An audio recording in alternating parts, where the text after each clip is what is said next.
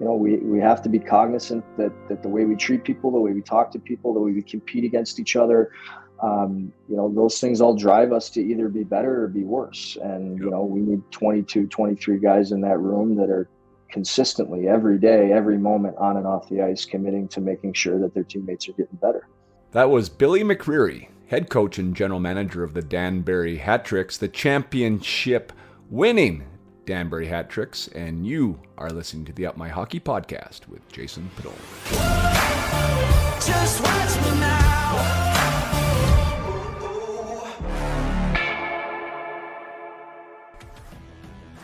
Welcome to Up My Hockey with Jason Padolin, where we deconstruct the NHL journey, discuss what it takes to make it, and have a few laughs along the way. I'm your host, Jason Padolin, a 31st overall draft pick who played 41 NHL games, but thought he was destined for 1,000. Learn from my story and those of my guests. This is a hockey podcast about reaching your potential. Hello there, and welcome back, or welcome to the Up My Hockey podcast with Jason Padolin. I am your host, Jason Padolin. And today we are, episode 114, I think. And we have Billy McCreary on the pod. Now, that name, as we get into early here in the podcast, is a hockey name. And it's such a hockey name that there's even a McCreary that's a second cousin that I thought was like a father or a grandfather to Billy. That's a referee, or was a referee in the NHL. A longtime referee, Billy McCreary. There's also Bill McCreary, who is Billy's father, who played in the NHL, the one who blew up Wayne Gretzky. If you've heard that story or not before, we've covered that in the interview here as well. And there's also Billy McCreary, who is Bill's grandfather, who was a longtime NHLer as well. So the McCreary name is a hockey name. And Billy is doing the name very proud with his work in Danbury.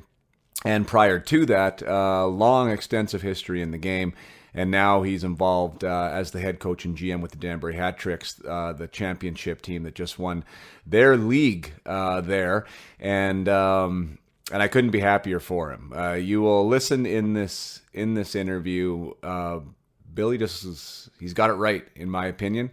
His approach to player development, his approach to getting the most out of your players, what he looks for in a player when he's recruiting, and how he goes to create a culture of winning and a culture of family is spot on. It seems like he's somebody that doesn't just know how to walk the walk, but he knows how to talk the talk, or I guess vice versa. He doesn't just know how to talk the talk, he also knows how to walk the walk. And you can hear that in his thoughtful responses. We use the word authenticity here a little bit in this interview, and Bill just comes across to me as authentic. He seems very grounded in what he believes and in what he is trying to pursue and how he pursues it. And when you are grounded in what you believe and how you're going about it, then the answers are authentic and they feel natural because they are. They're not contrived and they're not thought of how you're supposed to sound good or what am I supposed to say here. It's just what he is saying because it's the truth. So lots of great stuff in here, listening to him about how they developed a championship winning culture, about how he approaches his players when it comes to getting them to buy in, his own philosophy on communication and patience, and the adversity we talk about a lot here, and resiliency, and maybe some secrets about how to deal with that, not only as a player but also as a parent and as a coach.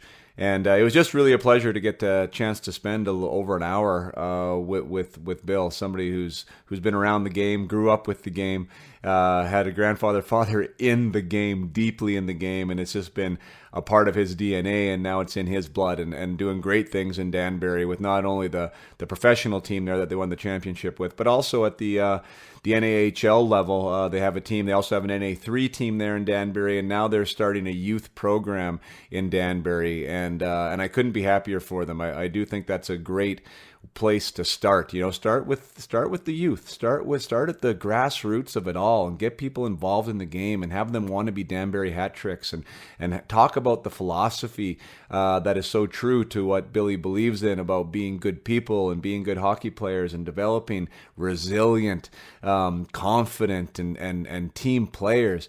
And when you do that at the younger age groups, obviously not everybody's going to be a pro hockey player, but they leave the game with a strong foundation and strong memories about what they learned from the game. And then the ones that you do graduate on into your junior programs and into your professional programs are already well versed in what it is that you are so passionate about as a coach or as a general manager, as Billy is. So I couldn't be happier for the folks in Danbury there that they are now getting an advantage to take advantage of a youth program, and what a great feeder system to climb the ranks. And if you want to go to the NAHL and try and earn your D1 or D3 scholarship, you can do that. And there's also a place to earn a living as a professional hockey player there in Danbury as well. So really awesome stuff. I really appreciate Billy's time, and I think you're really going to love this interview. So let's get right into it. Without further ado, I bring you Mr. Billy McCreary. Fresh off a championship, you got a hockey name through and through. Lots of great stuff to talk about. So yeah, I thought we would maybe I don't know where the best place to start is, to be 100% honest, but knowing the McCreary name and knowing a little bit about your lineage, I thought that might be just a cool place to start, because it seems to me like you had no option but to like hockey from who your dad and grandpa were. No, 100%. I mean, just kind of, it's everything that I've always known, right? I mean, all my earliest memories are at the rink and with family. So for me, hockey and family are synopsis. They're one and the same. And I was very fortunate with, obviously, my father, my grandfather, and the family that I had around me in the game. And I just loved it. I fell in love with it early. And, here I am today, almost 41 years later, and I can't get out of it. Right. So your dad, Billy McCreary Sr., was the referee and player. Now, do I got that right? No. So my dad was the player that knocked out Gretzky. My second cousin, my dad's cousin, is Bill McCreary, the official. So, yeah. So they are different people, but there are some funny stories there. And when my dad hit Gretzky, Billy the ref was at a restaurant bar establishment in Western Canada, I believe. And when it happened, he was paying a bill and kind of said his name. And there was a guy at the bar that looked at him and kind of gave him a little bit of grief for hitting Gretzky. And obviously he wasn't the one that hit him, but yeah, the name goes a long way. That's for sure. That's what, okay. So the referee is your uncle, is that what you said, or a cousin? My second cousin. Yeah. Your second cousin. Yeah. Wow, that's wild. Okay, cool. And then you mentioned grandpa too. So just so I understand it all. So was grandpa involved in the game? Yeah, he played for, I think, 20 years. He got involved when the expansion in the NHL hit, and he was with St. Louis their first game. And they spent, I think, 18 to 20 years in the NHL. So, wow. He was a journeyman and a blue collar guy that just worked hard and, had some offensive ability, but, loved the defensive side of the game, loved to grind it out, loved the physicality, all the things that we kind of preach here. So, yeah. Holy smokes. Well, that's really cool.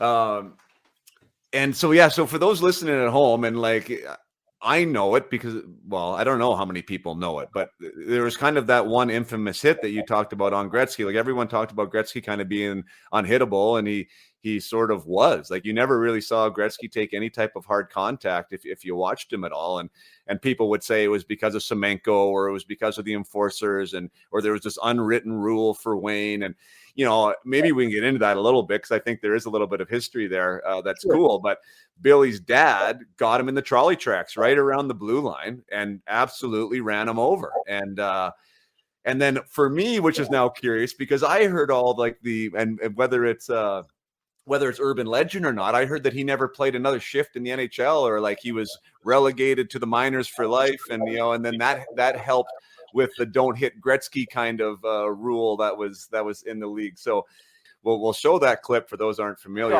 The puck slides to the line, up the center ice. Here's Gretzky at the line. Whoa! He hit Gretzky, really belted by McCreary, and he is hurt. Oh, what a check by McCreary. I can't believe it, Whit. He's out on the ice. We gotta hope there's nothing wrong with Wayne Gretzky, but at the outset, Whit, I just want to mention that Gretzky was taking a pass behind his back with his head down, cutting across the blue line, and it was a perfectly legitimate check. Well, apparently he's all right. What a hit. See his head down? But now you give me your old man story on that scenario, and then what happened with his career, true or otherwise, about that hit.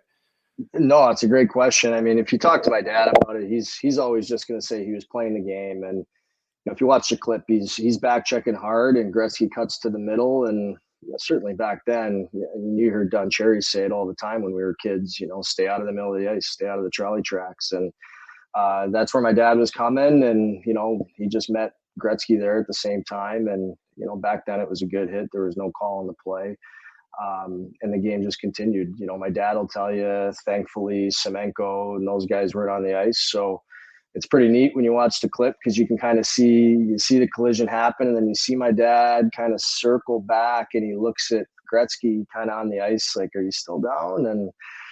And then everything kind of just pauses from there, and you see Wayne trying to catch his breath and all that stuff. But yeah, I mean, he'll tell you he was lucky that none of those guys were on the ice. And the urban legend, it is just that. He played more shifts in the NHL. He played more games. He could dive into the details of why he didn't play in the NHL, but it had nothing to do with the hit on Gretzky. And just the game is what the game is. And right. You got to earn every shift in the game. You got to earn every game earn every game within this game. And he was very fortunate to earn 12 games in the National Hockey League, and certainly made his mark with what he did. So it's funny because Gretzky's my favorite player, but my dad's my hero. So it's a pretty neat moment for me. Yeah, that's wild. Those two worlds collided. So that's great to unpack that, because I actually did. So he had a short NHL tenure, long pro career, but to dispel the myth, not only did he not have to fight Semenko, I mean, because even like in today's day and age, right, if that hit would have happened, someone's going to probably get him a little bit later too, right? Sure. Or like make him accountable. So he didn't even have to fight that game. Not only did he not have to fight that game, he was able to play other games. He never heard from anybody that he wasn't supposed to hit him, and life is what it is. So I think that's probably good for all the Gretzky fans out there too, because that's one of the raps on Wayne was that there was this unwritten rule about him, right, that you weren't allowed to hit him. And so you mean with the whole McCreary backstory, for those who might have heard that and then believed it, that would give credibility to their claim. So nice to hear that wasn't the case, and Wayne was just really aware. I mean, and I think that was. I had a conversation last night with a hockey buddy of mine talking about players today, and the thing that maybe like they're missing, essentially, like in today's player, especially at the youth level, is that awareness, like the game awareness to take in information and to apply information. And Wayne was probably the best ever, I think at that, which is why he was so spectacular. And maybe, I don't know, maybe the coach in you, do you see that too? Like, and we kind of got into the idea of like, your head's down in practice a lot of times, going through these cones and pylons, and they're all great skills and hands. But then once it gets to the game time and you need to know where your players are and where time and space is and where the opposition is, sometimes that's maybe a bit of a missing link. Do you agree or disagree with that statement? Oh, I agree 100%. I really think that the game has come a long way with the skill development. I mean, it's such a fast paced, high skill game now compared to where it was 10 and 20 years ago. But again, there's things that lack when you focus too much attention on, one area, then you're going to miss in another area. Right. So I think the the enhancement of the skills has been great, but we do need to continue to teach the game and have players understand the game. And for me, within our organization, I tell guys all the time, our pro guys, for example, you come up, you played college, you played junior, you played college, now you're playing pro for X amount of years, and you think you might know the game, but in my opinion, you really don't know the game unless you can go out and explain it to somebody else, right? And to explain it, you have to fully understand it. You have to grasp it. You have to know it like the back of your hand, and you have to be able to communicate that effectively. So I really do think, that some players lack that game understanding, but again, the game is ever evolving. It's ever changing. So somebody's going to come in and they're going to kind of get their hands on that side, and it's going to swing back a little bit, and you'll see that come back. Yeah. And and to your point, like the discussion that I had the other day was about that ability to teach it, and I think that, when I was growing up, at least, I'm a 76 born. So, I played my hockey in the 90s essentially. Right. And 2000s. And it was kind of considered hockey IQ, and still in many circles, it is considered a have or a have not, right? You got it or you don't. And it's hard to teach. Like, I do disagree with that. I think you can teach it, but I think it's really hard to teach, because of all the barriers that are involved. Like, one, like the innate ability of the coach to understand the things that he wants to see, right? Enough to, as you said, communicate how to execute on that. And, sure. And when you were someone that was a bit of a natural, and I will say that about myself, like my ability to score goals, like no one really taught me. I kind of knew how to find open space, and I knew where to shoot the puck where the goalie wasn't. And I could kind of read that a little bit. Right. But now as a coach, like, it forces me to bring that out of me. Right. And to be able to now communicate that to somebody else. And I think if I can do that effectively, I can help this guy understand that maybe doesn't have it. But it's harder. It's much, it's harder than it looks, because of all those barriers I just said. Well, it takes more time and it takes more patience than you would think too, right? And, again, you have to communicate that effectively through your experience. And if goal scoring was natural to you, it certainly wasn't natural to me, right? I was kind of a natural playmaker, and I just wanted to put everybody else in good position. So I didn't really want to shoot the puck. But if somebody would have kind of gotten through to me that, hey, sometimes if you do this when you're shooting the puck, you're going to help your teammates too. If somebody popped that in my head, then okay, now maybe I should shoot the puck, and maybe that helps me score 20 goals instead of 13 goals. So right. It's a great point. And that's what I love about coaching is, putting together your game plan, but, having to be able to communicate that in a manner where your team members and the people that entrust you to lead them, they understand it, and they don't just sit there and say, I don't get it. The guy keeps putting me net front on the power play, but I don't know what he wants me to do. Well, let's break it down and let's get into the detail of it. And sometimes you need more patience, and, coaches tend to not have that patience, I find, these days in this day and age. So that's right. One thing that I certainly enjoy. And sometimes you got to communicate things a different way to get through to a player, but you got to be patient. You got to take the time to do it. Yeah. Good for you. I mean, and that's even what you just said right there. I think, for me and my background and what I love talking about is the mindset side of things. And a lot of times coaches don't have the self-awareness to even break down like how they operate. Right. Because for you, hearing you speak there, like you get fired up about the idea of like, how do I talk to this guy in a way to get him to understand? Right. Like that's exciting for you. Like, and maybe you might not get it right the first time, but the way you're wired is that you want to try again to make sure that you can get that point across, where there is a lot of people that are still in the same seats as you, and they get frustrated by that. Right. They want to say it one way. They want everyone to get it. And if they don't get it, that guy is now on the outside looking in, or has moved on to another roster or whatever. Right. Yeah. And then another guy comes in.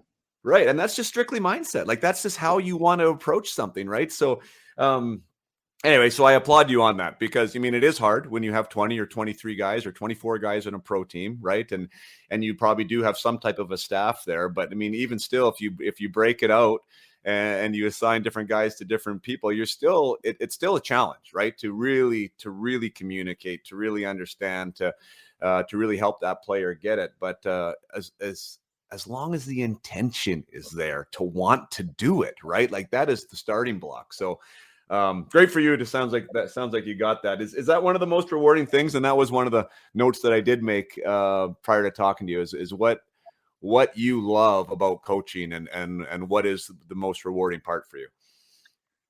I mean, honestly, what I love most about coaching is the ability to build a team, to build a family, to unify that group of people, and then to go after obviously a common goal, and to me that's everything. And obviously there's a lot of details, within it, and I really enjoy the video side of the game, which also gets back into the communication and helping players understand. Video is such an integral part of teaching the game nowadays.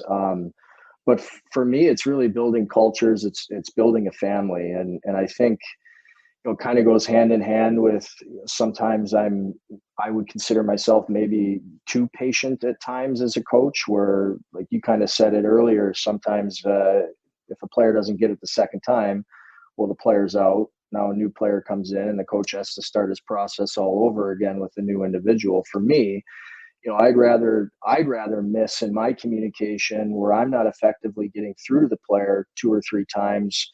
Maybe it's the 4th time that seed is planted and the light bulb goes off, right? So I don't want to waste that time with that player. And I think that if I show that patience, and I show that, you use the word intent, if I show that to the player, if it takes time, the player is going to commit to taking the time and going through the process and learning, whether it takes a week, a month, or a year. And for me, it's all encompassing, where I think that patience from my end as a coach helps build that family atmosphere, because it's not, okay, you didn't get it once, you didn't get it twice, you didn't get it 3 times, you're out. We work with guys and we're patient with guys. And at the end of the day, it sometimes takes longer than normal, but it was pretty rewarding to see this year that the amount of patience that we did have with a lot of our guys, it paid off in the end. And for me, that was the greatest part, to see, the players, just the joy on their faces, and, the content, because you can go all year and grind it out and believe and all those things. And you can not win a championship, right? And you're questioning yourself for the rest of the summer. So it was so great to see them buy into everything and just leave with that feeling of, we did it for a reason. Yeah, that is, well, I mean, that's the sweet spot, right? That not everybody gets to realize, because you can do a lot of things right. We can do all, I mean, no one ever does everything right, but I mean, you can get those culture points right, and you can take the time, and you can do this, and you can grind, and you can battle, and it still doesn't mean you're going to win. I mean, you see it every year in the NHL, or any league for that matter. But this year you're able to take it right to the finish line, and you're able to win that championship and sip the sweet champagne, and to just be able to bask in it for a while. And that is when it really becomes special, and something that you can never have taken away from you. Right. And a championship, that's the beautiful thing about a championship, especially in hockey, is that it doesn't happen by accident ever. You know what I mean? Like you don't luck your way into it. I mean, yeah, some things have to go right sometimes, but there's got to be the pieces there. There has to be the belief. There has to be the want.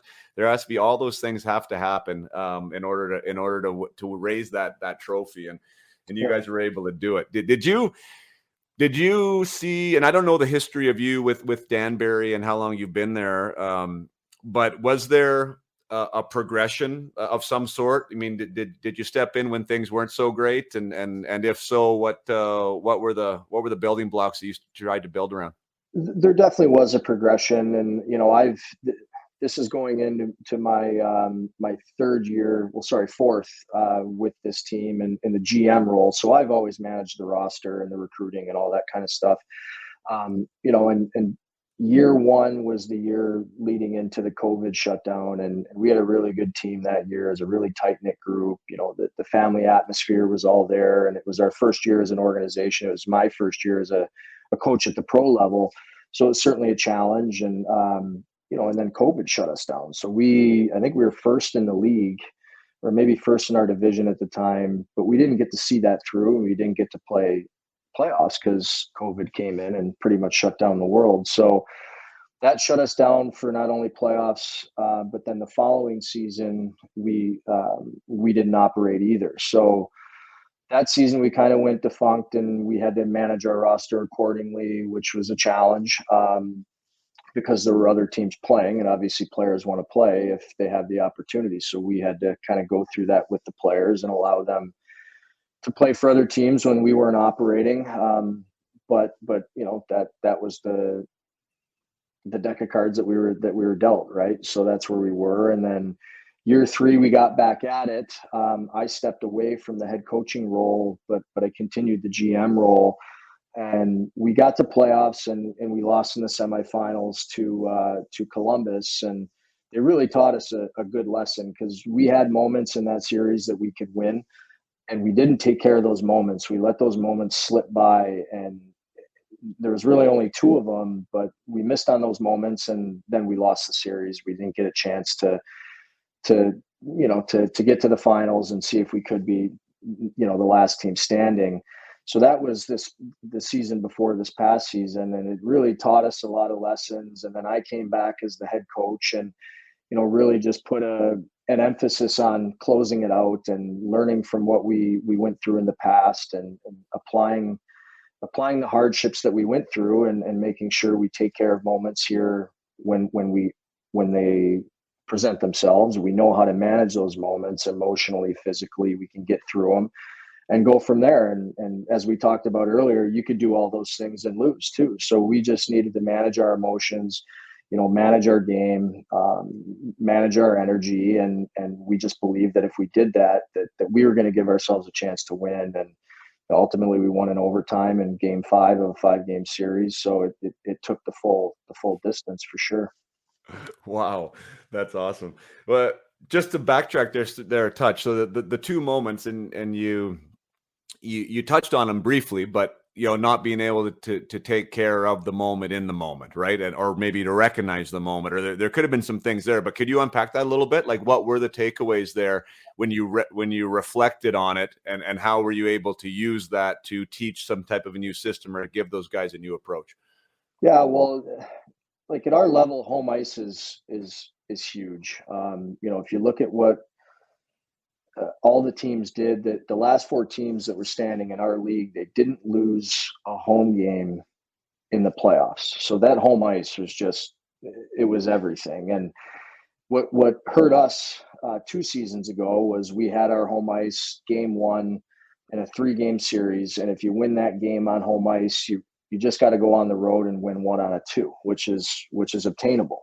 But if you have to go on the road and sweep, that's really difficult. So that was something that, year 2 years ago, we were up 3-2 at home, 5 minutes to go. And, we had a mental breakdown that led to a goal, and then led to another goal. And we didn't even get to overtime. Just the energy within that last 5 minutes, we turned it off, and we stopped playing our game for 5 minutes. We lost that game at home. And then we had to go on the road and win game 2 in Columbus to get to game 3. And just too many things happened, on the road that was really a very difficult fight for us to win. So we got swept in the semis. And, if we took care of that last 5 minutes in game 1 at home, we could go on the road and have a bad game 2, lose that game, and we're still tied 1-1. And now we can regroup and maybe win that 3rd game to give ourselves a chance to win the finals. But, we didn't do that. And we really wanted to focus on our mentality and our emotional control, within our home ice advantage, because we were first overall all year. We really worked hard to make sure that was something that we could obtain, because we do believe that home ice is so key for us. And, looking back on it, we went 6-0 on home ice in the playoffs. And, we were down 2 again. We lost the first 2 games on the road in the championship round, and you have to come home and win 3 games in a row. I don't know if we're able to do that if we're going on the road for 3 games, right? But coming home in front of our fans with the energy that building provides us, we knew we had a chance. So that was one of the big things. And then, the other thing was, I'm just a really big believer on, you depend on the guys that you can rely on. you go with the guys that you can depend on. You don't go with the guys that you think, he's great on paper. He scored 50 goals last year, and I'm just going to keep putting him out there. And if that guy that's really good on paper, doesn't have the mindset or the willingness or the want to play the game that needs to be played to be successful in the playoffs, as a coach, you're in my opinion, you're not doing what you need to do to put the best product on the ice. And we were able to kind of, in a couple of certain moments, we were able to kind of see that and get ahead of that this year, and really make sure that, the energy in the locker room, didn't ever drop, and everything was continuing to move forward, and the family was growing. It wasn't getting worse, right? There wasn't any toxic energy in there. That was kind of removed, and we just committed to going with the guys that we could depend on every day to show up and be good teammates and work hard. And, we did have to sacrifice a little bit of skill to do that, but at the end of the day, when you outwork teams and you just want it more, again, you're going to give yourself a chance to win. So it was really those two things that we kind of ironed out a little bit this year. And, maybe it worked. Maybe It was something different, Yeah, good for you to recognize that. I played pro for 10 years myself. And I mean, that's obviously not counting major, junior, which is a pretty competitive league in and of its own.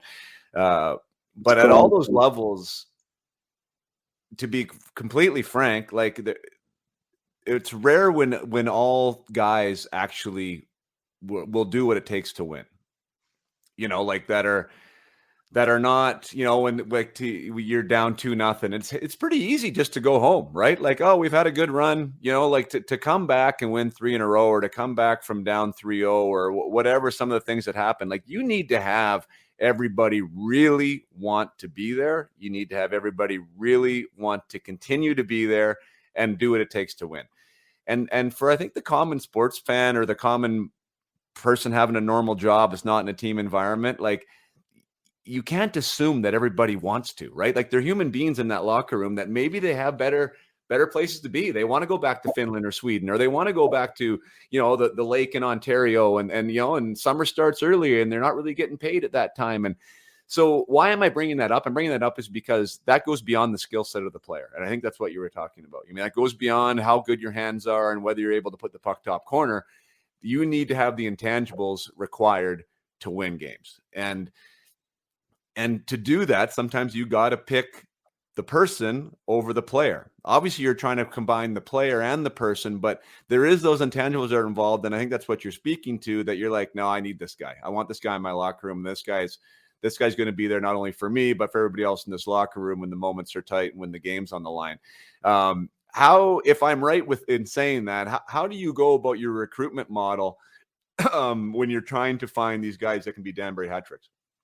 I asked them a lot about adversity, and like, for example, if I was recruiting you, Jason, I'd ask you, what's the toughest moment the game has ever presented you, and then if you provide an answer that is an adverse situation, I'm going to ask you what did you learn in that moment, and then within that moment, what was the hardest thing that you had to go through in that moment? Was it a broken bone? Was it my feelings are hurt, where is it, right? And then you just I try to get an understanding of how willing those people are to go through the adversity that they went through, and what did you learn from that adversity, and how do you apply that moving forward?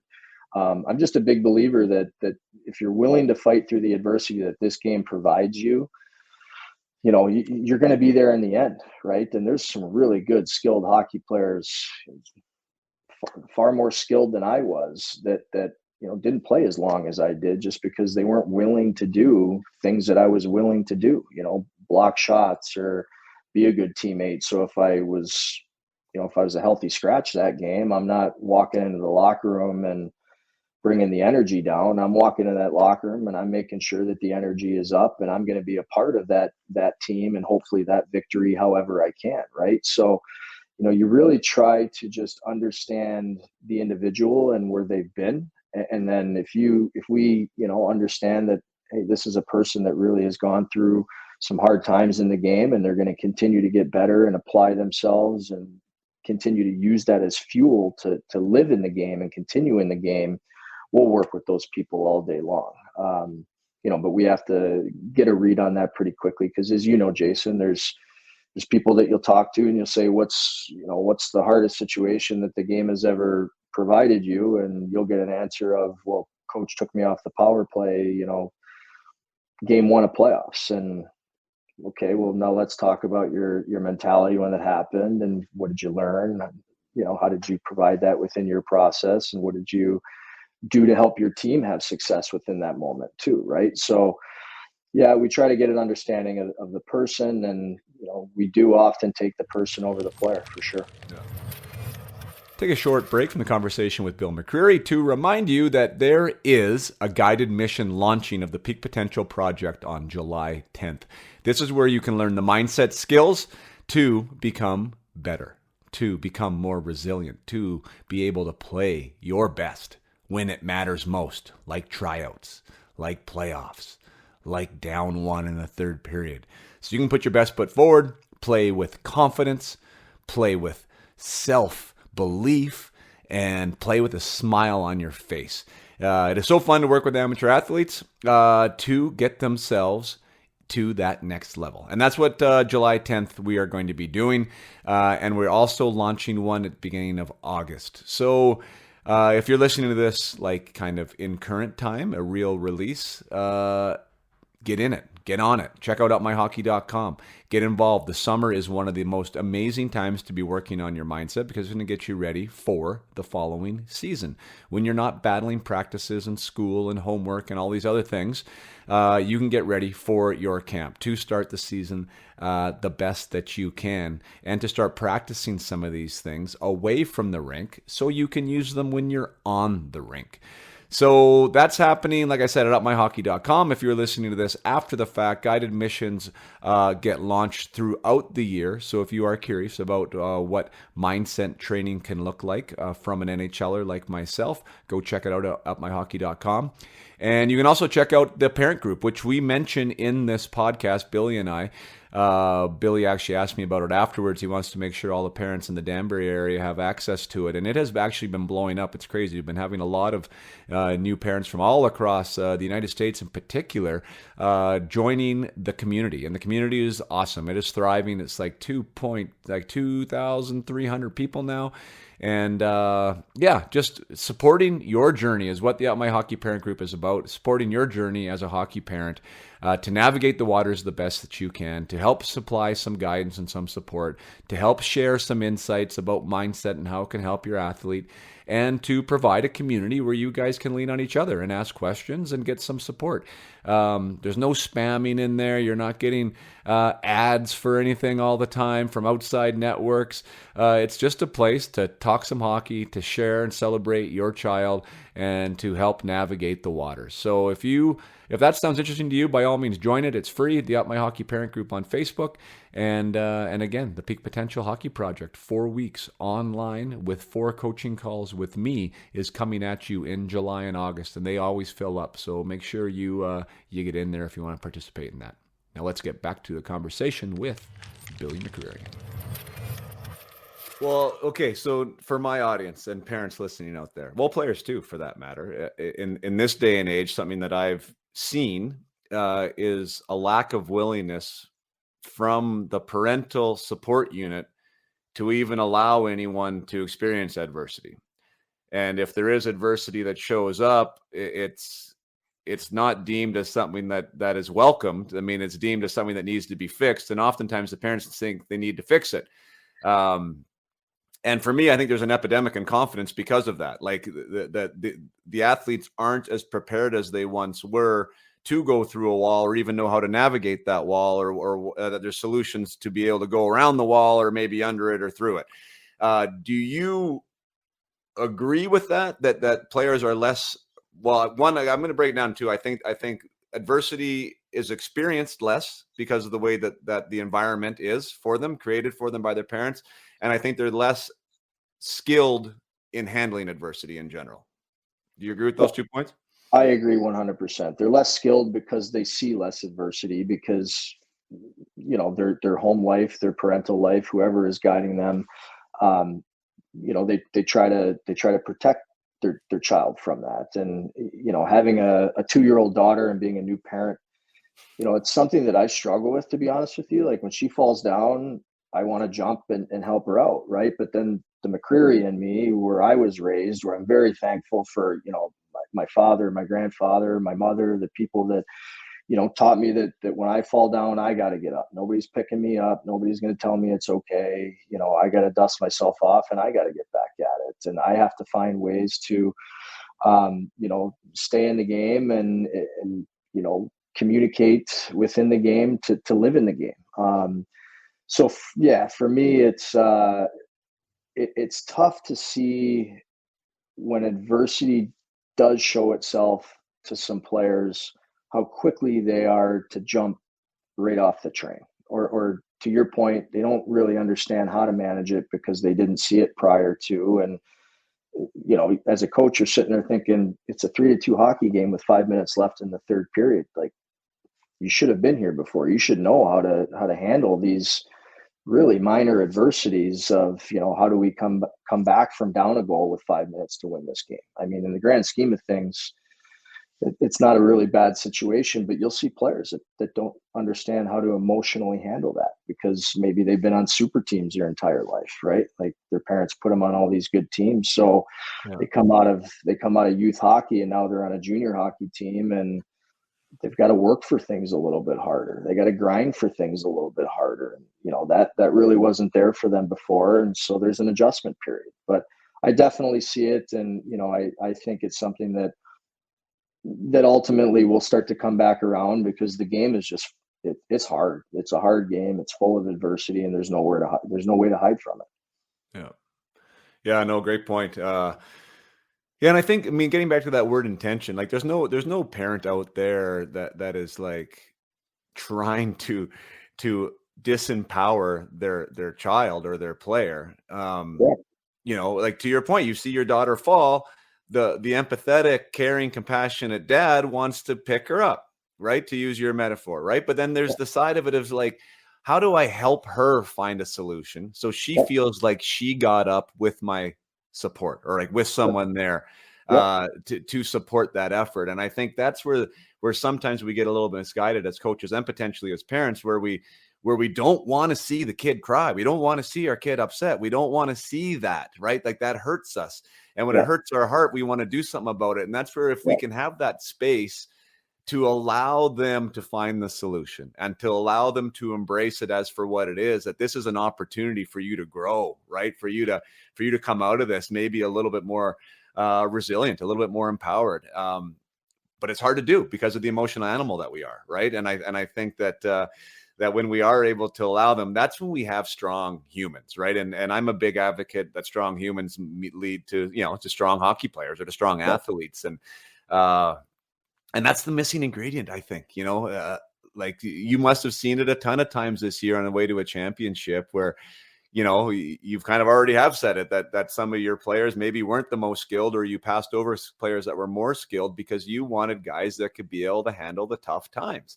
And when they do, they become more confident through those tough times. And that's really that's the secret sauce, in my opinion, right there, is that empowerment that happens from being able to navigate, from being able to come out of it, feeling like they were a part of the solution, not somebody did anything for them. And then the next time they walk into that situation, wow, well, it's been proven. I've had this success. I've experienced what the process is like. And now I'm more likely to consider a positive outcome in this situation. Yeah, 100%. And that experience is invaluable. If you don't experience it, eventually it's going to show itself, right? Adversity is going to show itself to you. And you want to be able to have handled that in the past, so it's not new to you when you get to junior, college, or pro. If it's new to you when you're at those levels, you kind of have to take a look back and say, where could I have been taught, this or this situation, or how could I, how can I emotionally get through this situation that I'm learning as a pro? Where could I have learned that when I was in youth hockey or junior hockey or college hockey? And I see it all the time. And for me, it's something that we focus a lot on. Yeah, we talk about X's and O's, but for us, it's more about, culture, energy, emotions, how you're communicating to each other, the family that we build every day. And, we have to be cognizant that the way we treat people, the way we talk to people, the way we compete against each other, those things all drive us to either be better or be worse. And, we need 22, 23 guys in that room that are consistently every day, every moment on and off the ice, committing to making sure that their teammates are getting better. That is, and there's more to it than just saying that. And again, I'll backtrack to the idea of winning. Like, there's this assumption that that even at a pro level, like that you're on a team, and let it call it a hockey team, that you want to win a championship, and want to is a really easy, and probably most of them do want to, but are you willing to, right? Sure. And because that might not be the biggest goal for the individual in that room. Like, somebody might want to play in a different league. Someone might want to get a contract extension. Someone might want to have 100 points that year. And yeah, they want to win, but if you actually if they have to make some type of sacrifice, or if they have to make some type of a step back from what their ideals are, then you don't have everybody that wants to win, right? Like, or is willing to win. And I think that that's where that construction comes in. And I love that on the individual side for me with what I do now, like finding how that fits, how that big goal, that team goal fits with these individual goals, and how they can align, and how you can take a holistic idea of what that's all about. Like, not only being able to take care of yourself, because we are selfish animals and we're selfish individuals, right? There's things that we want to have happen for us, but understanding like the big picture and how much that helps the individual too, right? Like, that's like, there's different ways to talk to guys, which now gets them to buy in more. And I think that that's, for me, that's part of the fun when it comes to the psychology of the whole thing, right? To get 23 men in our situation, dealing with male pro athletes, to believe in each other and to believe that what they're doing is for the common good, right? And that's sort of part of the battle, isn't it?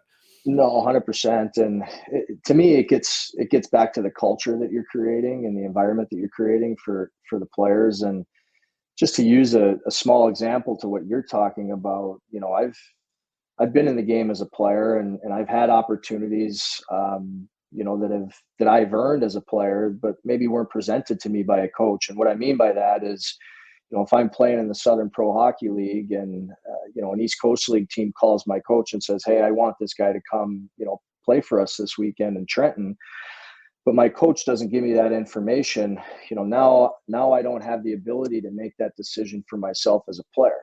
You don't really see that very often anymore, and all the information is out there for the players. And coaches still tend to try to prevent those call-ups. And to me, I don't understand that, because this game is all about development and climbing the ladder and showing that we can be better at the next level. So the one thing that we do in our program is, when those call-up opportunities happen, we're always, making sure the players are aware of it. We communicate what that situation will look like. And I've never told a player ever in my coaching career, you should not go to that team, or you should not try to go to that level. And maybe deep down in my heart, I know, hey, that environment of that team, even though it's at a higher level, probably doesn't come close to what our environment is here. But to your point, if I allow that player to go experience that for himself, and I support him in that route of, okay, you're leaving my Federal League team to go to an SP team or an East Coast League team, and you're going to get that experience firsthand. If it doesn't work out, and if that player finds out, hey, that's really not for me, that environment, or even if they just go and get cut, they're coming back and they're saying, wow, I learned a lot, coach. And, thank you for allowing me to go and have that experience. Now I want to come back here. I want to apply everything that you've been saying for the last 2 months. And now I see it. I do need to work on my skating. I do need to work on, my defensive responsibilities. I do need to work on these things that you've been talking about. So let's get to work, and yeah. On the flip side, if I said, no, you can't. Now they're looking at me and they're like, this guy, right? And the energy completely flips. And if the players know that we're an advocate for them and we're trying to let them, learn through their own individual game, how do you come back and apply that to our team to get, to make sure our team is better, and to make sure now that the individual continues to not just get a chance at the SP or the East Coast League and come back after 2 games, you know, the next time you're going to get that chance and you're never coming back again, right? Because that's ultimately what I want for all these players, is to make them better and help them chase their dream. And, you know, if one of those guys ends up playing in the NHL, you know, good for you. Right. Oh, well, yeah. What a stamp of success that is on an organization. And Sure.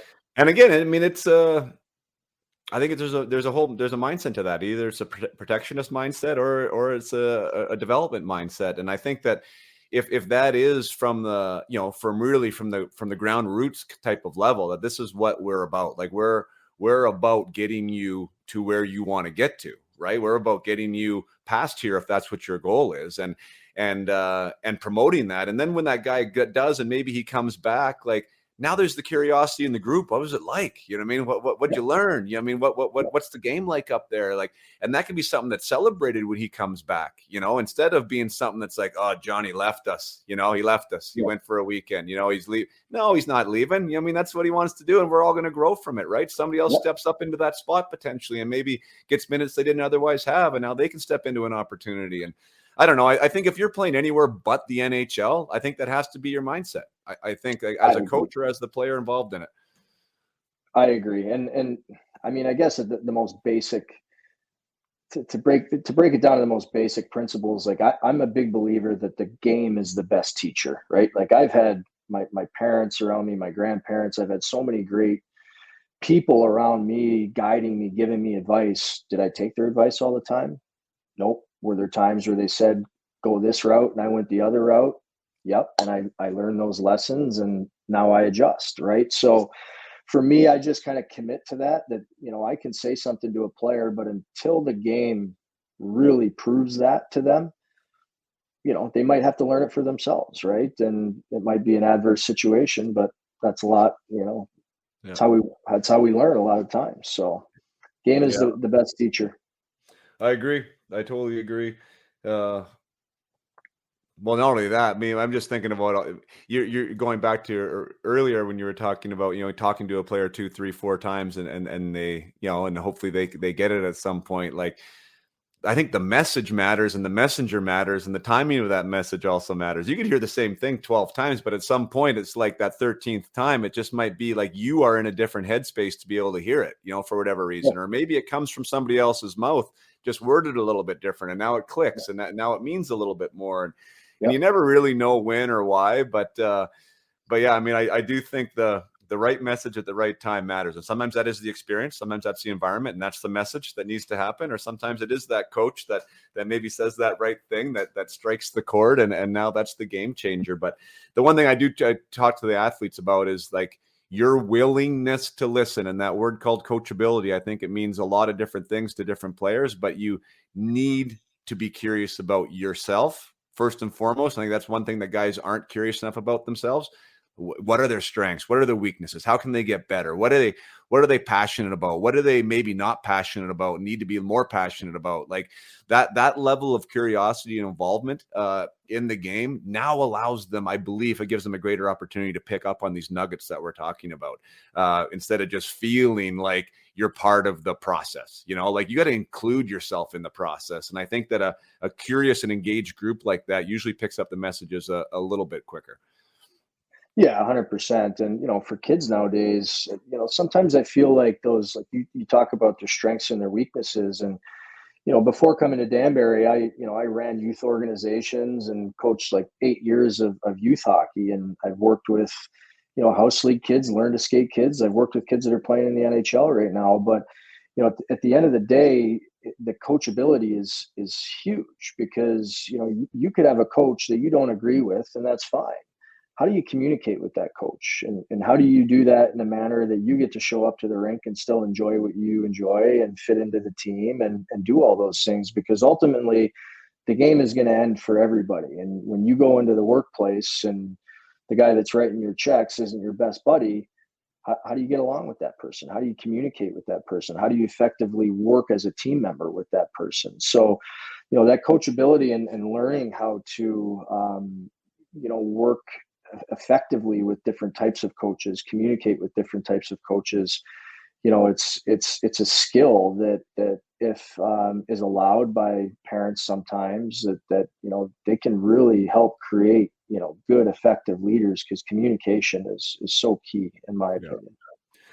And there's a way to do it. I mean, and you're sitting in the chair right now where guys can come in and they can maintain the integrity to themselves and like what their ideals are, yet still be respectful to the system and to you, like in that communication process. And I think that's the one where I think I just want to kind of define that, because sometimes like that coachability word gets to be like a little fuzzy, and maybe even like that player is now a pushover, like they just do whatever they're told, and there's this little robot that goes out there, and I think those days are gone. Like I think that they were around. I think now to be an effective coach, you have to be able to tell why a lot of times, and you have to be able to give your reasons. But I think as players, when they understand that other side, the more holistic side of it, more like to be able to maintain your own personal value system, your own, like what you think is important to you, and be able to communicate in a way that's respectful to the coach and to the team and the individuals around them.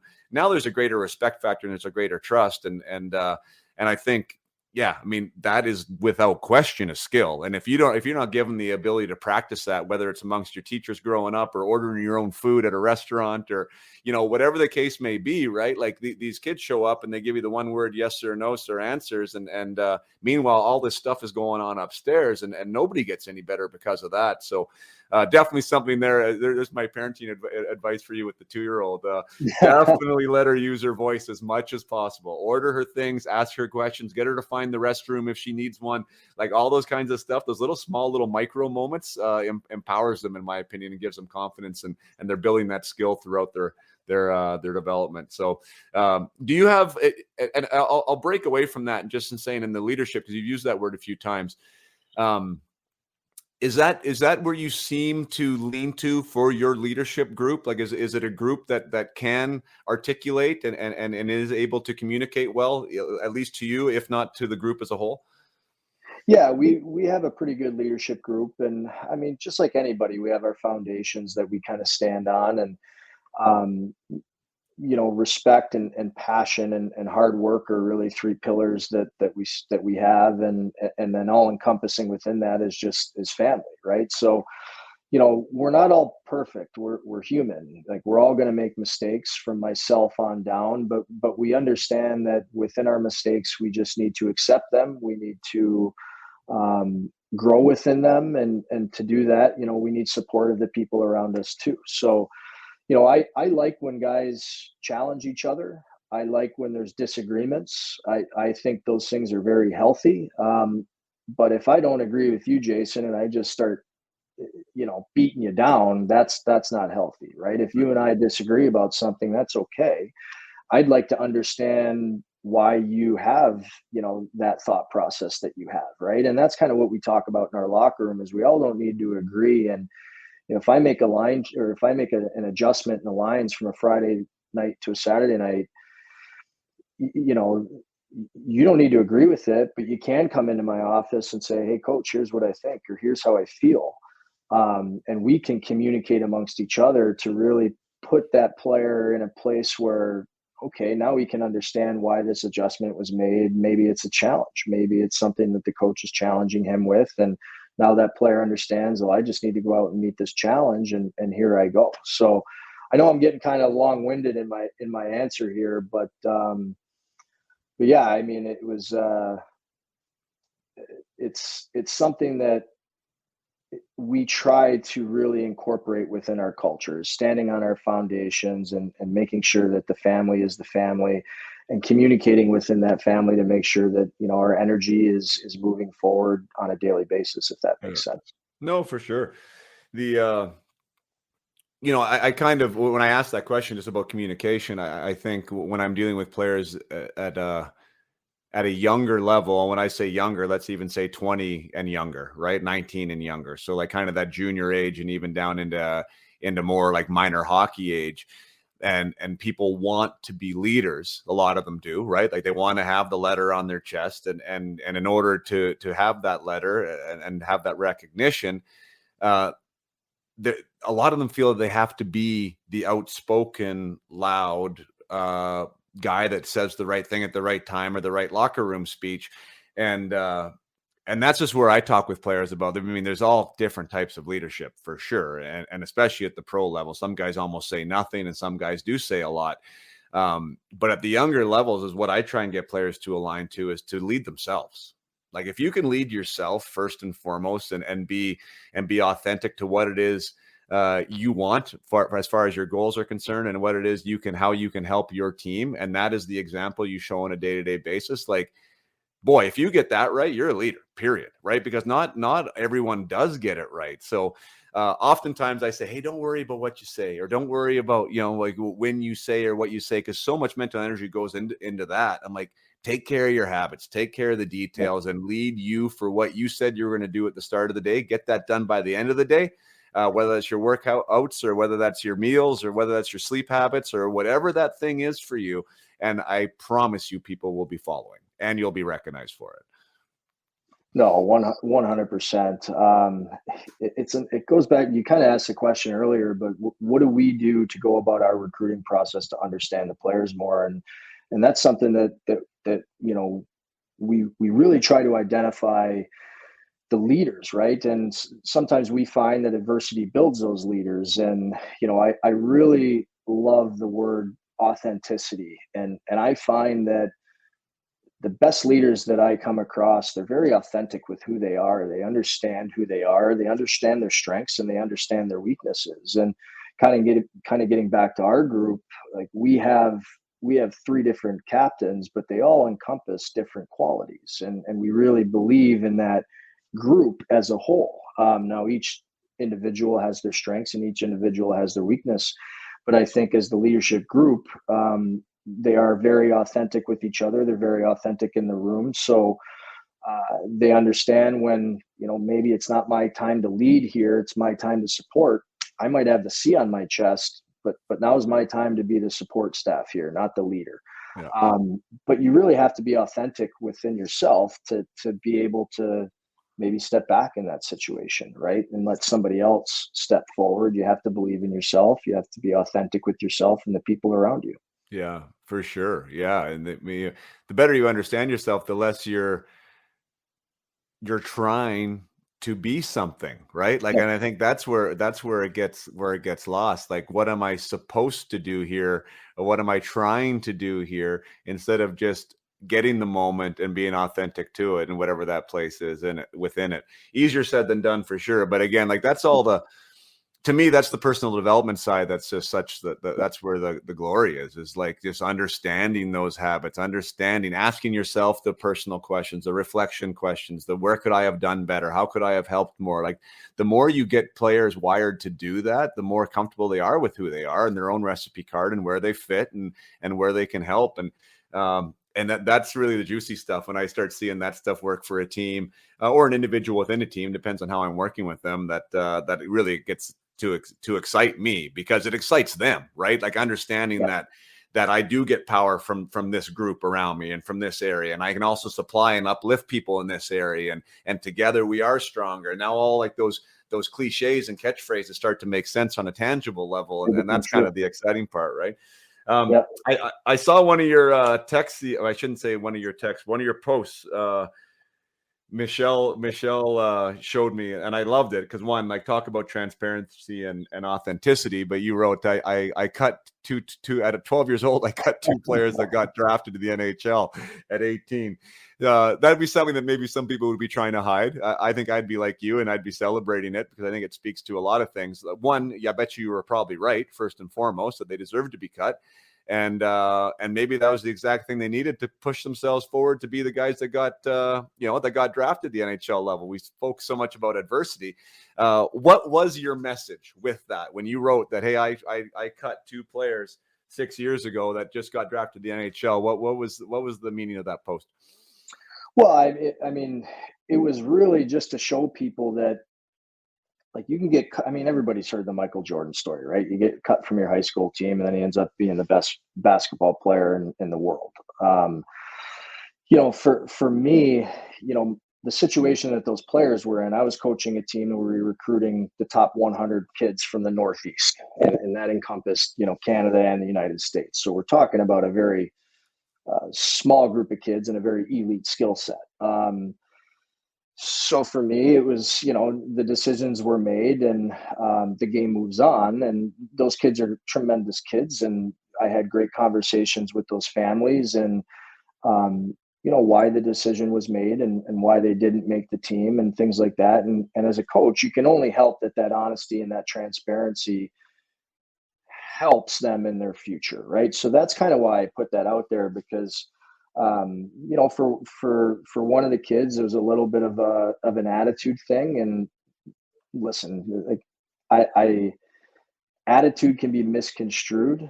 If there's a tremendous competitor at 12 years old, that can be misconstrued as a bad attitude, right? The kid hates to lose, and somebody steals the puck from him, and he just naturally turns around and two-hands somebody. There could be somebody in the stands that said that kid has a bad attitude. Maybe he's just a tremendous competitor and he doesn't understand how to emotionally manage that yet because he's 12. So, we just try to have those conversations and be authentic with, what we're looking for, and the standards that we have on that team. And, some of those kids that were on that team aren't being drafted, right? And he wasn't on that team and he's being drafted. So again, it just speaks to the game is the best teacher. And if you continue to grow within the game, and I'm sure, when you get cut, it's an adverse situation, but how do you respond from it, right? Do you go back and you just say, oh, that guy cut me, he stinks, and you get a bad attitude and you don't work hard, right? Or do you get cut and you say, well, this is what he said I need to work on. I'm going to commit to working on that. I'm going to commit to working on my weaknesses, and now my weaknesses are going to become my strengths. And I'm really going to, tighten up my armor here. And if you do that over the course of 6 to 8 years, anything can happen from, 2 to 20 years old, right? Especially in this game that's such a late developing sport. So I just thought it was a way to continue to be authentic within myself and show people, like, hey, I'm human. I cut 2 NHL guys. You can tell me I'm a bad coach, I'm a bad team manager, whatever you want. Like, you know what I mean? But or maybe you were right. That's what I mean. Like, that's the other thing. Or you were right. I mean, mistakes get made all the time, especially at that. I don't care what you're looking at. U11 AA to single A or NHL to the AHL. Like that last group is so interchangeable. As far as who could be where and what the intangible is that you're looking for, that, you're going to get it wrong. Everyone's going to get it wrong at every point. So it's an imperfect science for sure. But in saying that, it is the mindset of that player of how they're going to handle that. That could be they're unraveling and they're undoing and they don't know how to deal with it, and then they never go any farther. Or it's something that they use as some fuel, as motivation, as a reason to get better. And I had the exact same thing. I'll tell a first person story. So my spring team this year, it was a player that I've been around for years, with my son playing with him, and good player, but has always just kind of lacked consistency and has kind of lacked that competitive edge, and has gotten by on the skill set for the most part. And we were stepping up into hitting this year for my spring group. And it was kind of a little bit more of the same for this player. And he was just sort of on the outside looking in. And I was like, geez, I can't just give him a spot in the team. Like I don't think, I think with hitting, like I was kind of like projecting sort of what it was going to be for him. And I thought it was going to be some more timidness and everything else. And so I didn't, broke my heart, but I didn't have him make the team. Talk to the parents, like, it upset me doing it. I mean, it was something that I actually, lost some sleep about just because my familiarity with the player. Anyways, turns out that it was exactly what this player needed. Yeah.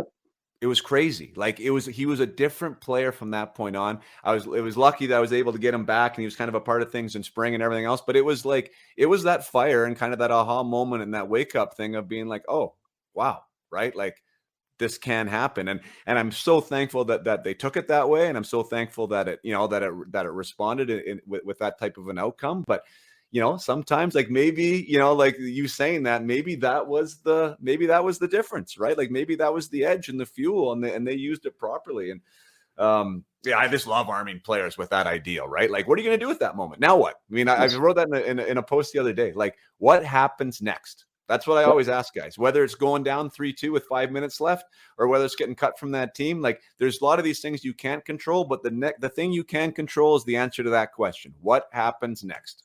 Yeah, and that's probably the thing that was just ingrained in me through my family is it doesn't matter what happens to you in this game. It matters how you respond to it, right? And what you do from there. So that's just something that no matter what age I'm teaching, it's always something that you're trying to make sure you instill within the player, right? So at the pro level, okay, I took you off the power play, or you went from PP1 to PP2. Like, how do you come into my office? How do you communicate to get back to where you want to be? And, how do we work together to get there? Right. And to your example, I think that's a tremendous example of parents really buying into listening to a message and accepting a message that is obviously got to be very difficult for them to hear.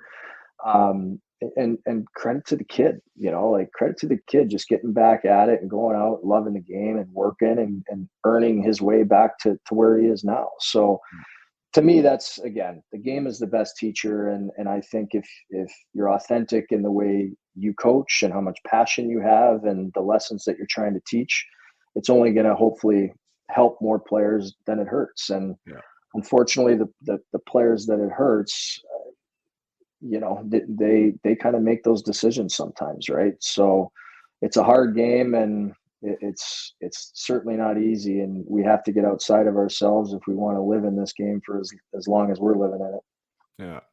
Yeah. I mean, and I think you mentioned it when you said that those players, like getting back to the players that you said were cut there at 12, like that you had conversations with the family and with the player about like the why.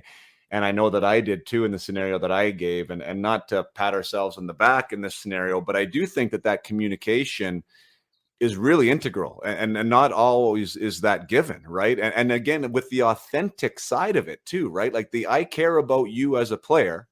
This is why you have been let go, and this is what I think you could work on, right? Like, and if those messages are really clear and heartfelt, now there is information for that player, as opposed to just saying, no, you're not good enough, or no, you're not there quite yet. Or sometimes not even that is the message, right? It's just a name on a sheet, and your name's not on it. Now you got to go figure it out for yourself. Now, there is value in figuring it out for yourself. But I think if we can support, and that's where I get into the support side, like give players the option, and now hopefully help them with their ability to have a plan or a program to follow that they can execute on. But without anything, I mean, sometimes these guys are just lost, right? So credit to you for giving them something to go on and something to push forward on, and credit to the player for being able to execute on it. I think that helps in in this development process. Yeah, it's it takes two parties for sure. And I tell the players all the time, it's more on them than it is on the coaches, because they have to put the work in, right? So it's a grind for them, and they have to take in a lot of information from a lot of different people. And, it's just so rewarding when you can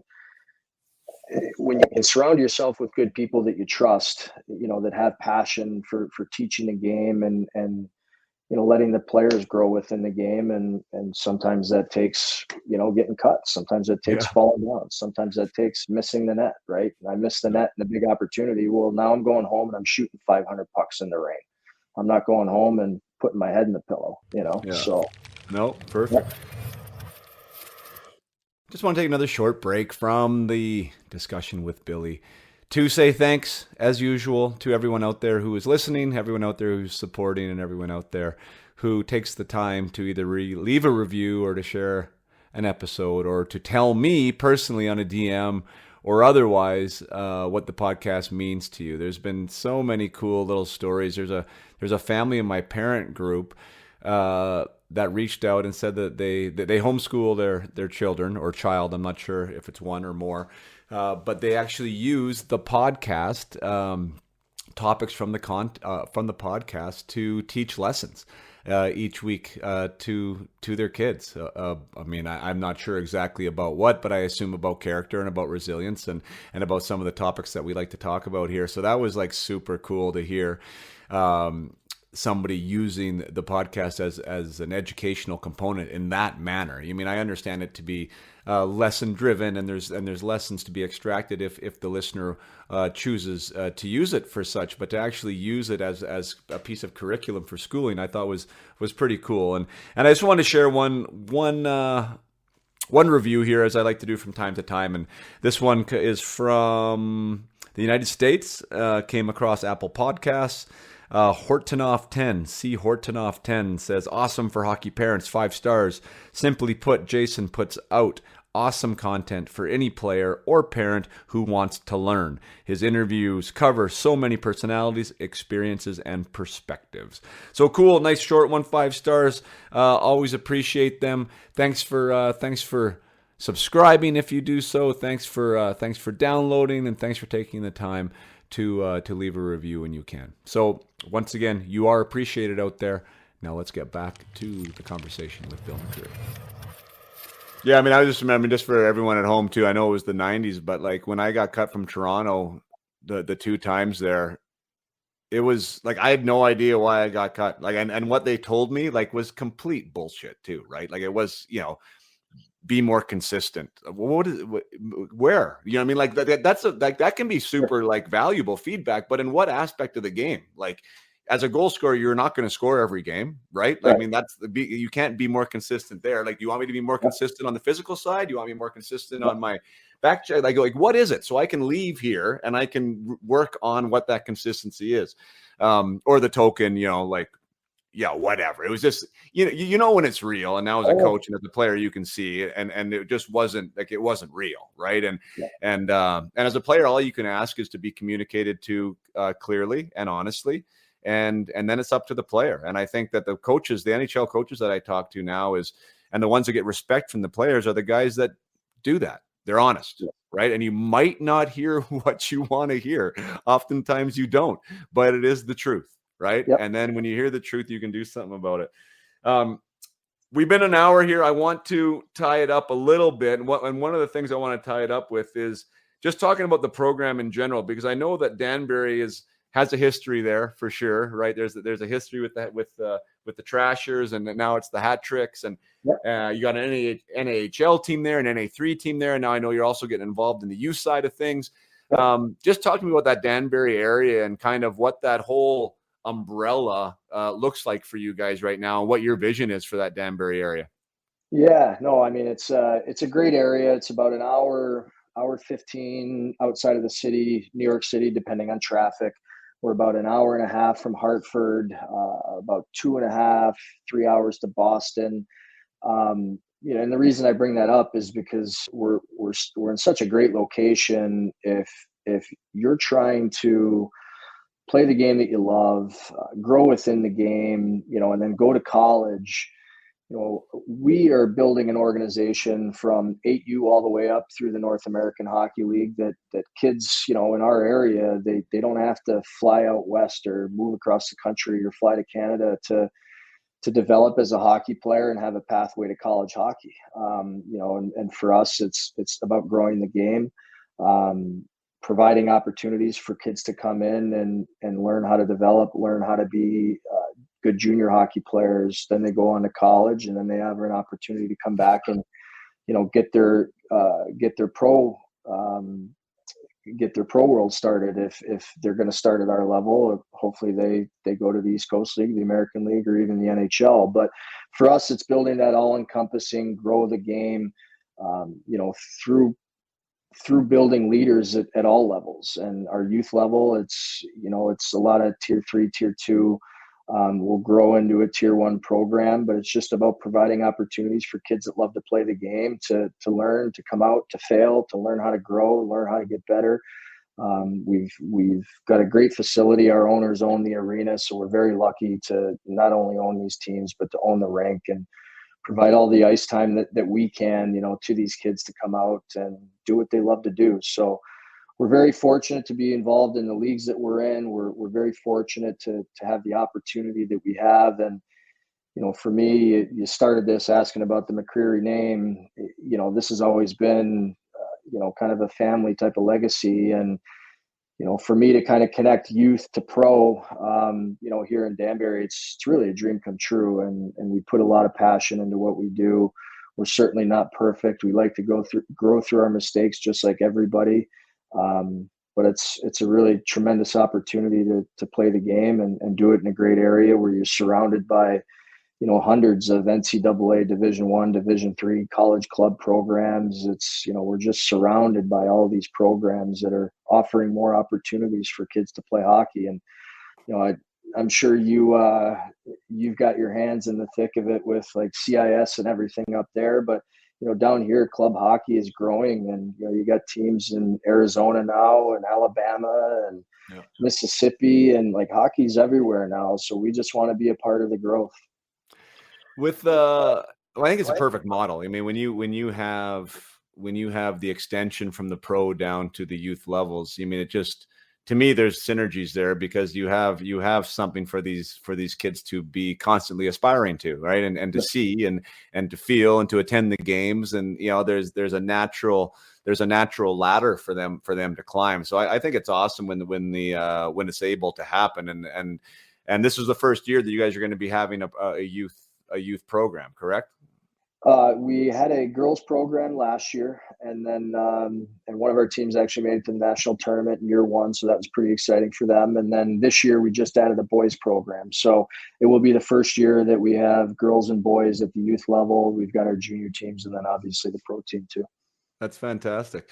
And so with that model, I mean, are you taking some of the foundational pieces that we were talking about with your pro team, and what are some of these intangibles that are important to you and to the hat tricks? Is that something that you're trying to bring that philosophy down to the youth level and grow these players from the ground up with these ideas? Yeah, 100%. We want to work with the kids that just want to work. They want to get better, and maybe those kids have been cut from another team, and that's fine. Just come here, enjoy the game, and learn from people that have been through the game. And, to me, the greatest part about this game is, and why we play it is because we love it. So if you keep that love of the game in these kids, but you let them, or you teach them and help them, learn to grow within the game and the challenges that the game presents. It's a tremendous culture. It's a tremendous atmosphere, and just a great opportunity for kids to love the game and grow within the game. That's awesome. There's one question. So we posted in my parent group. So yeah, for everyone listening that's not aware of the parent group, Up My Hockey has a parent group on Facebook. It's free to join. Great community, 2,300 people from all across North America that have players at some place in their own hockey journey, right? The idea is just to help them navigate. There's so many places and so many decisions that need to be made. And, as parents in the sport, we're trying to do the best that we can with what we got. And it's just sort of trying to expand that bandwidth for people. And also a place where I get to talk about what's really important to me. And I think is this building of the human behind the player and giving them the mindset to be able to thrive when the lights are the brightest and all these things that the players want to do. So it's a great platform for that. But we did ask the question in there, if anyone had a question for you. And so I grabbed one of them. It was from Rick Millette. I'm not sure where Rick's from, but he just wanted to know your thoughts on taking the summer off. I don't know exactly what context that means or time frame, and play another sport. How are you about the multi-sport athlete and opening players up to that? So it's a great question, and I apologize. I'm not a multi-sport athlete. I pretty much just stuck with hockey. I tried baseball. I tried lacrosse. So I would get away during my summers. I'm not a multi-sport athlete, but what I can tell you is, to answer that question, is I need my time to reset in the game, whether that be mentally, emotionally, physically, or maybe it's all of them. So you really, again, I don't understand. I don't know if he's asking that and, maybe for his son or his daughter or himself. I think probably from a youth standpoint, I would assume. A younger player coming up. I think those skill sets that you learn, on a lacrosse field, a basketball court, a football field, athletes are athletes. And I believe if you're a good athlete on, the football field, and you're a good athlete on the ice surface, those skills somehow translate. So, I think it's good to take time off. I think it's good to reset the mind, reset the energy levels, get away from the game a little bit. And I think when you come back, you have a little bit more of a refound or renewed energy, renewed love for the sport too. It's good to get away from the ice and play other sports, in my opinion. Yeah. Yeah. I mean, that people ask me that fairly often, obviously at this time of year too. And everyone's going to have their own opinions, right? So I mean, I definitely try and respect those, but for me it is one of those ones where I'm pretty hard lined, like with my own kids, and I guess that's the only way that I can say, right? Like with my kids, like when hockey's done, it's done, and they will argue me, and they do, and they have. Yesterday we had discussions, like they want to go on the ice and I want to go with this power skate, and no, you're done. Like you're done until August 2nd. Like, so they're taking whatever it is now, like 7 weeks or 8 weeks, like completely off. And that's mandated by me. That's not what they want, right? They want to still be playing, and they want to have their one ice time a week, and they don't want to get rusty. And we've had all these conversations, right? I got a 14-year-old, soon to be 13-year-old, and 11-year-old, and they're all super passionate about hockey. But to my point, and to your point, I'm like, you don't know what you need, and your body needs a break. In my opinion, your body needs a break. The hips need a break. Your hip flexors need a break. Your groins need a break. Everything needs a break. And one, so for your physical longevity. Two, you are going to be that much more passionate when you come back on the ice. I think that that's a very important part of it, to get yourself away from it, even though you might think you need it.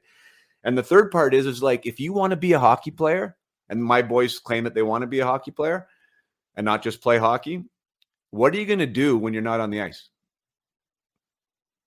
Fill in the blank. Right. And like, that's where I really encourage them to try and fill in that blank. So now I'm taking ice away from you. And if you want to be a hockey player, so what are you going to do? I'm not telling you that you can't shoot pucks. I'm not telling you that you can't stick handle in the garage. I'm not telling you you can't hit the track. So now now you're not playing hockey. You're not on the ice. Now what are you going to do? So I think with those three things, and like the mental aspect, the physical aspect, and then the part of like being accountable to what they claim they want to be, I think that encourages all of them. And then my other point is, and I wish my boys like golf, and there's some things that they like. They actually aren't guys that I've tried to push them in other team sports.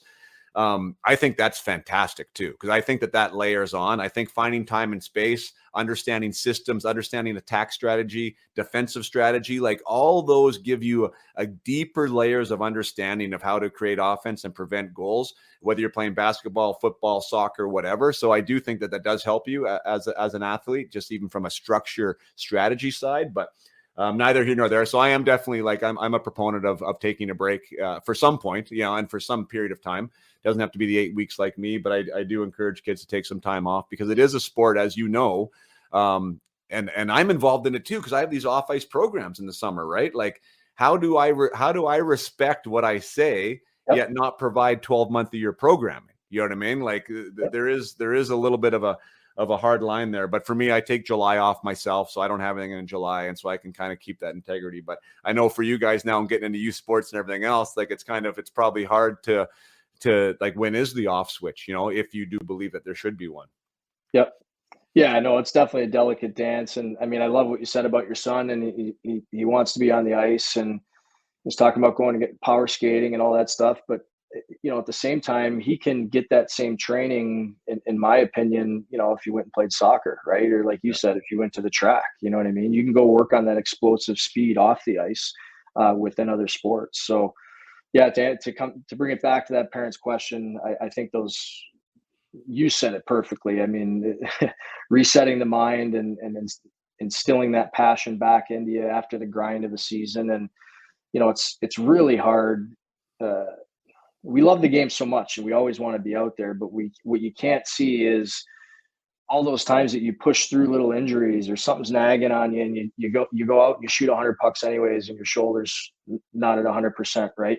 Yeah. That's going to affect you when you're 28, 29, 30, 35 years old, right? And I've heard that my entire life, and playing through injuries, that's just how I was. And my parents all the time would say, don't do it. And now here I am at 40 years old. I feel like I'm 60, but to your point, if I took more time off, I was a little bit more aware of my body and myself at that age. And I listened to some of the people around me. I don't have to learn those hard lessons. So yeah, you said it very well.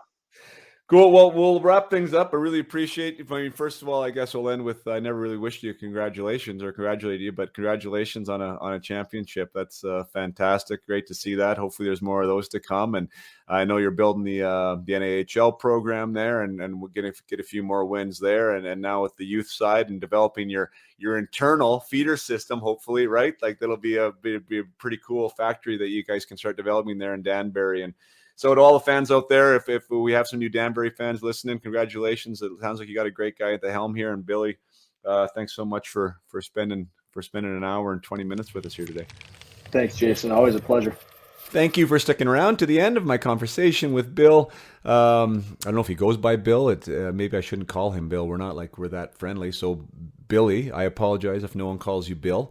We'll stick with Billy. But what a fantastic interview. I really enjoyed that hour and 20 minutes. It's super easy to have a chat with someone like Billy when you share some similar philosophies, when you share a perspective, and especially from a coaching angle about how to make people better. The conversation just flows, and it looks like Billy, in my opinion, has things handled really well there in the Danbury area, and that's not always the case. I mean, of course, I'm a fan of hockey and of the people involved in it, but not all coaches are created equal. In any sport, and when you have someone like Billy there that speaks to those tenets and also lives to those tenets, boy. Jump in if you're a hockey parent in that area. Jump in and be grateful that you have someone there to teach your sons and daughters that aspect, the aspect of high performance that is the human aspect, that isn't just about your edges and how soft your hands are, but about things like resilience and about things like adversity and how to overcome defeat and how to be a great teammate and how to build the habits required to have success. And I'm a firm believer in those things. If you followed me at all and in any capacity, I think that's where true success comes from those high performance habits. And mindset is definitely one of them. And when you can ingrain that and intertwine that into a hockey development program, where competitive otherwise, house league or competitive in nature, and you're traveling and trying to win hockey games, I think your athlete, your son or daughter, is going to leave the game, the sport, whenever they do, in a better place. They're going to be better teammates in the workforce. They're going to be better wives and husbands. They're going to be better moms and dads.